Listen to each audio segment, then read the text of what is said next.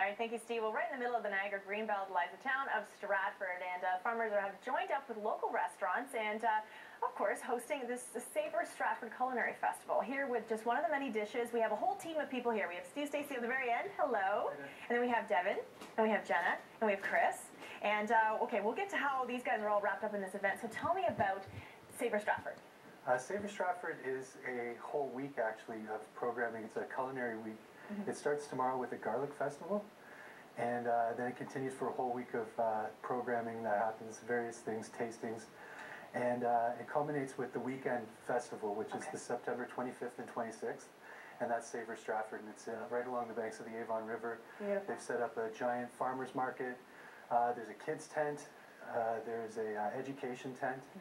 And then it culminates with the Savor Stratford Tasting Tent, which is a ticketed event that happens on a Sunday. Okay. And what they do is they've matched chefs, 30 chefs, with 30 area producers and farmers. And so they're all creating sort of in collaboration with one another. Which again really highlights what everybody wants to talk about, particularly here in Ontario and across Canada, is the whole food to table thing, coming right from farm to table and really trying to keep local and connect. So again, connecting farmers with chefs is the perfect way to go. Exactly. It makes sense. That's actually the theme of the festival this year is local food revolution. Wonderful. And so that's, they're telling the chefs as much as possible, keep their dishes local. And I think we can brag that our dish is almost 100% local, including the Stratford Northwestern. These are the Stratford Northwestern Screaming Avocado gang. Yeah, and, so these guys, they're high school students, and so you have a cafeteria basically where you can kind of push through, but you have a culinary course within your school, so you learn how to cook, and then the students get to try your food. That's kind of cool. Yeah. That's very cool. So it's called the Screaming Avocado. And so Jenna, you're more my spokesperson here on this. So you got involved in this as well. Now, is this a mandatory course within the school, or is this volunteer? Volunteer, like if you want to take it, you take it. If as an elective within your course. Yes, exactly. That's so cool. I actually moved down here for the course. You did. Yeah. So that's the thing when you have specific schools for things like that. Some people really actually go out of their way to become part of the school system and be. And so all of you guys really want to you want to cook, right? Good stuff, especially the guys. All right, so you're involved. So you're actually making a really cool recipe here today. Tell me what you're making. We're making corn fritters today. So we boiled off our corn yesterday, and we have a cup and a third of the water in here. We're going to add half a cup of butter to that. Okay. And then we're going to get the flour in here. And you just got to mix it so that it gets into a paste and it starts moving away from the sides of the pot.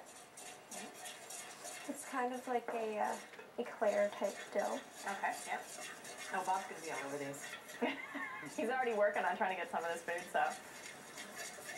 So now, is this course that you guys do in the school, is it just run for a semester or runs for a series of semesters? It goes throughout the whole year, depending on what course you take. Okay. And it's 2 credits, usually a 2 credit course.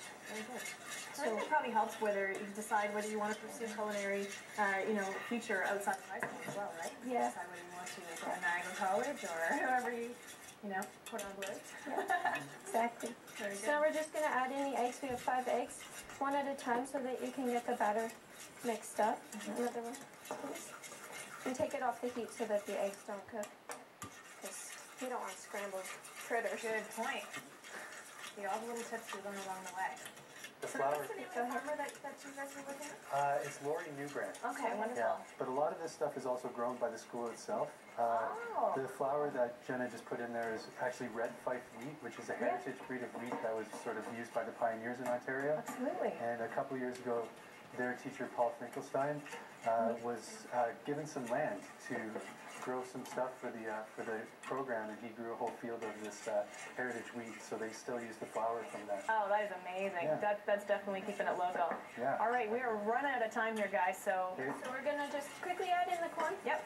And wrap it all in there. peppers. That's the thing, you don't have to rush this much as in school, do you? No. TV time shrinks everything. And the chives.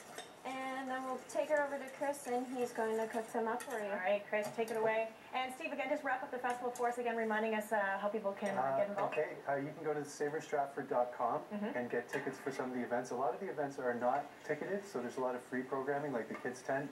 Okay. And but if you want tickets to the tasting, which Yep. is on the Sunday, go to SavorStratford.com. Okay. And there's 30 chefs matched with 30 farmers, including these guys will be there serving Wonderful. up these corn fritters with ricotta cheese and some local McCully's Hill Farm relish on it. Well, thank you so much, guys. Sorry I ran out of time, but we appreciate all you on the show, and we hope you pursue your careers as wonderful chefs. Thank you, Steve, as well. All right, now, again, thanks to Here's to Stratford. We'll be back after this.